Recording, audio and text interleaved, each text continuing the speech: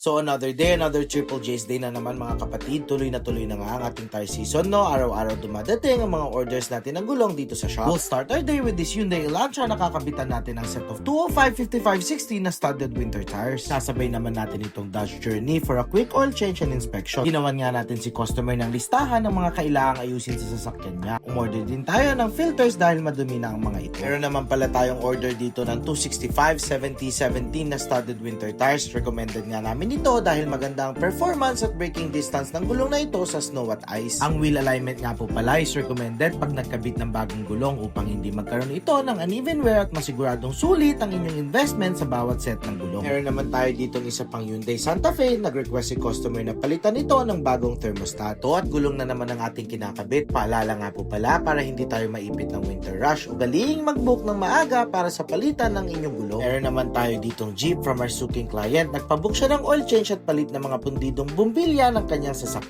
Pina-check din niya pala yung mga pangilalim dahil maglo-long drive daw sila. So pinabook din niya yung brake replacement niya next week bago sila umalis. Eto nga at na-pick up ng ating mga gulong. Ready na tayo ulit sa mga bagong parating. Eto naman, Nissan Titan from our suking client for a quick oil change. Have another Odyssey nga dito for installation and wheel balancing ng kanyang winter tire. We give out free tire bags nga po pala para sa inyong pinagpalitan na gulong para masigurado na malinis ang inyong sasakyan pag sinakay ang mga ito. Another suking client of ours with their BMW for oil change, engine filter, and cabin filter replacement. Ito namang CRV, kinakabitan din ni Bossing ng bagong all season tire. Alala nga po pala, pag kayo ay nagpalit ng gulong, ugaliing bumalik after 50 kilometers para iparetorque ang inyong mga lagnat. And to end our day, humabol naman si Bossing with the Chevrolet Colorado for suspension and brake check to confirm ang mga gusto niyang papalitan na isira na. Nakita nga din ni Bossing ko dito na palitin na ang kanyang serpentine belt. Orderan na nga natin ito ng mga pyesa at ibabalik na lang ni Bossing sa araw ng off niya.